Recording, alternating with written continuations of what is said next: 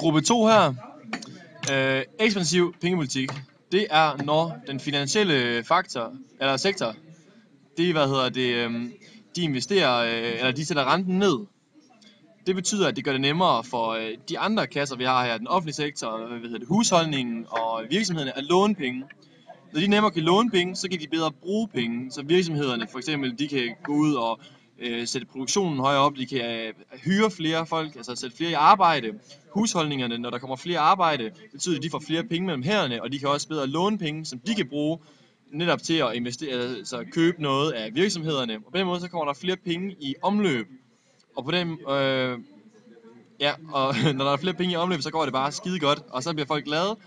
Og når folk har tro på, at det hele kører igen, så kan den finansielle sektor, de kan begynde at sætte renten op igen, hvis det er, fordi folk stadig gerne vil låne penge, og de tror på det. Bum. Finito.